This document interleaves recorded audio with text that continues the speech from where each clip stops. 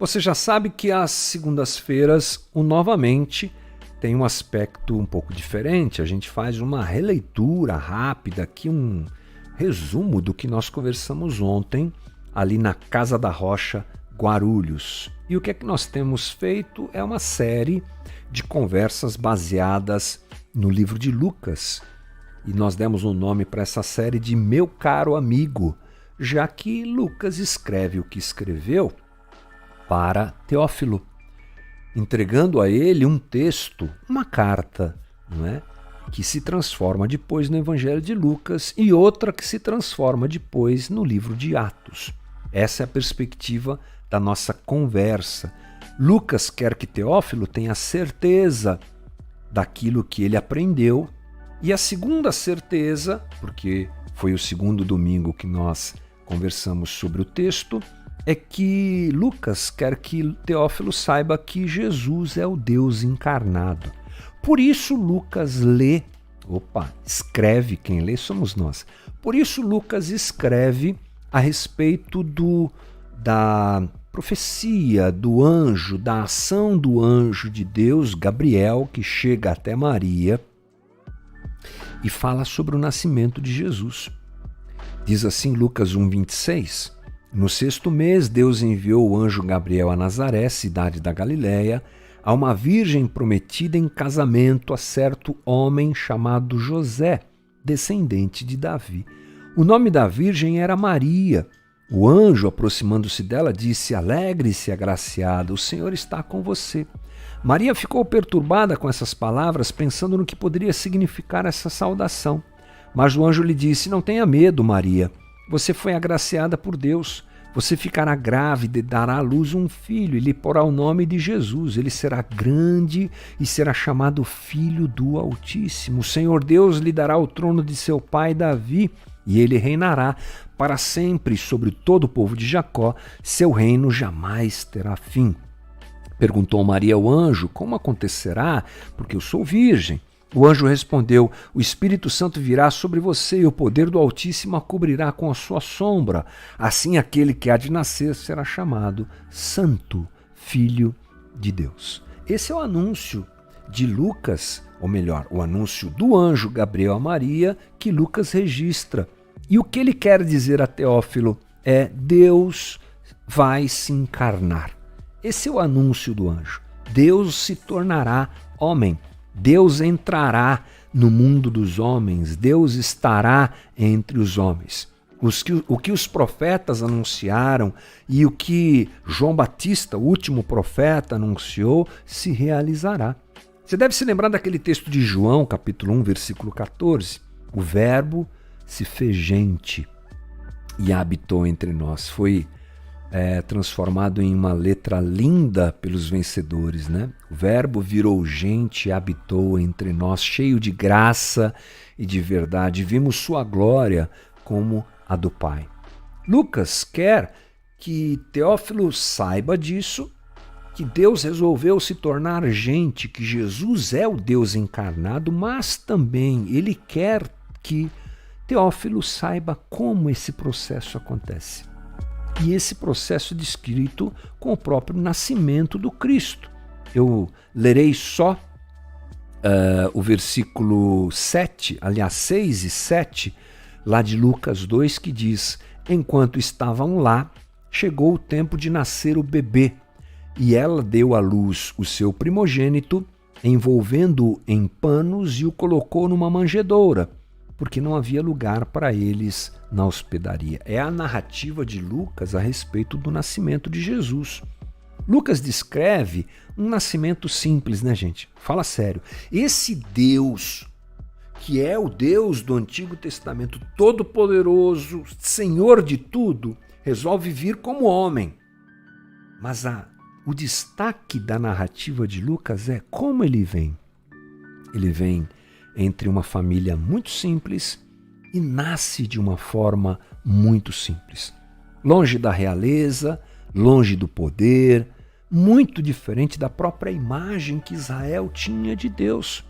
Inclusive, na narrativa de Lucas, logo à frente, se apresenta um destaque interessante. Quem são os primeiros a saberem do nascimento de Jesus? Os pastores. E aí eu leio Lucas 2, versículo 11. Hoje na cidade de Davi lhes nasceu o Salvador, que é Cristo o Senhor. É o anjo falando aos pastores. E isto lhes servirá de sinal. Encontrarão o bebê envolto em panos e deitado numa manjedoura. O anúncio do anjo aos pastores deixa claro. Sabe como vocês encontrarão esse Cristo, esse rei que vem em forma de homem, agora como homem encarnado? Envolto em panos, melhor dizendo, deitado numa manjedoura. Sabe por quê? Porque os pastores eram a classe mais simples daquela sociedade. Eles não podiam nem sequer ir ao templo, sacrificar. E o anjo avisa para eles: vocês encontrarão esse Cristo, esse Salvador da humanidade, como filho de vocês, envolto em panos e deitado numa manjedoura. É um sinal muito claro da escolha que Deus fez. O Rei dos Judeus chegou, o Cristo Salvador da humanidade chegou, mas ele não vem nos palácios. Provavelmente esse tenha sido até um medo dos pastores. Como é que nós vamos entrar num lugar desse? Ou como é que nós encontraremos esse rei? Não, fiquem tranquilos. Ele está numa manjedoura. Né? Ele escolheu o caminho da simplicidade. Aqui nós já entendemos que Lucas quer deixar claro para Teófilo que Deus rejeitou as estruturas e os caminhos que para nós, seres humanos, são tão especiais. Ele vem na simplicidade. É o esvaziamento de Deus em favor do homem. É o que Paulo nos diz lá em Filipenses 2, a partir do versículo 5. Esse Deus que vem como homem, ele não vem como um explorador dos seus liderados. Ele não é um rei que abusa dos seus liderados. Ele já nasce sem glória. Ele nasce sem honra humana.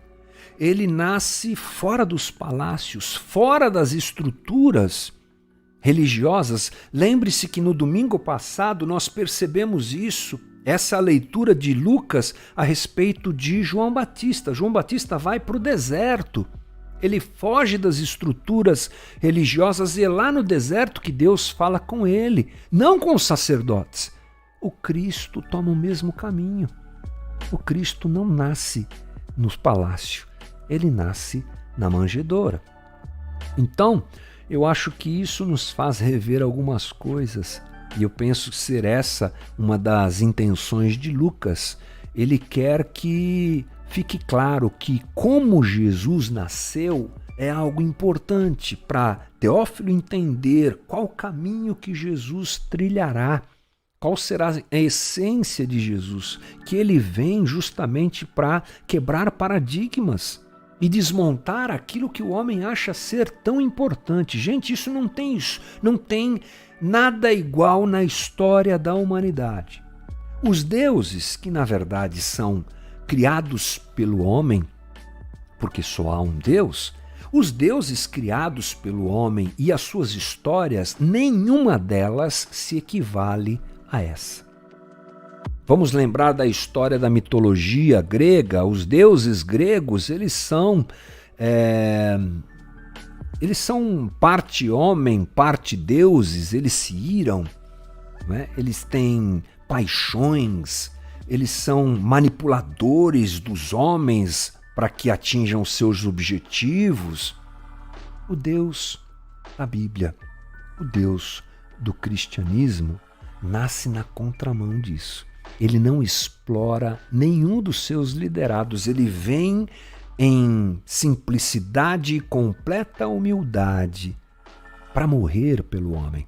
Esse é o caminho que desde o nascimento o Cristo deixa muito claro. Mas há uma coisa que me chama a atenção, é que a partir do nascimento de Cristo, a perspectiva sobre a nossa humanidade deve mudar. Eu abordei um pouquinho sobre isso ontem, falei um pouquinho sobre isso.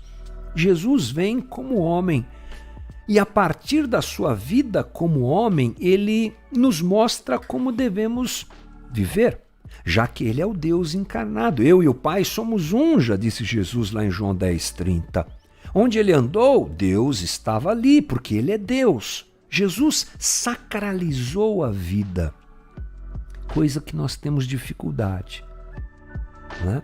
Jesus falou um pouquinho sobre isso quando ele conversa com a mulher samaritana lá em João capítulo 4. A gente não tem muito tempo, mas vamos nos lembrar que Jesus chega naquela cidade, naquela região, encontra aquela mulher, ele conversa com aquela mulher, logo depois ela percebe que ele é o profeta e ela faz uma pergunta para ele: onde nós iremos adorar? Ela, que era uma samaritana, queria saber se ela tinha que ir lá no Monte Gerizim, no monte lá em Samaria, adorar lá, ou no templo. Adorar no Antigo Testamento era sacrificar no templo. E aí Jesus dá aquela resposta que nós tanto conhecemos, não é? Diz João 4:23, está chegando a hora, e de fato já chegou, em que os verdadeiros adoradores adorarão o Pai em espírito e em verdade, não aqui, não lá, mas na vida. São esses adoradores que o Pai procura. Deus é espírito e é necessário que os seus adoradores o adorem em espírito e em verdade, não em um lugar, mas na vida. Não é o que Paulo diz em Romanos 12:1? Portanto, irmãos, rogo-lhes pelas misericórdias de Deus que vos ofereçam em sacrifício vivo, santo e agradável. Esse é o culto racional de vocês. A vida de Cristo nos mostra que a vida da gente é toda santa, que eu não vivo santidade e sacralidade indo a um lugar, mas tudo que eu faço. E o nascimento de Cristo fala comigo bastante a respeito disso.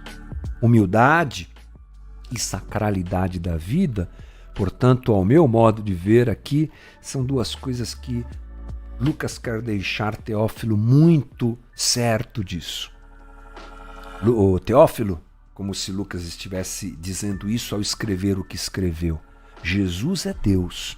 Jesus é o Deus encarnado, aquele que está presente, agindo, óbvio, de forma tão poderosa no Antigo Testamento, agora vem como uma criança que mama no seio de Maria, aquela que ele criou. Aliás, para encerrar esse papo, quero ler o que Agostinho escreve no seu sermão 188.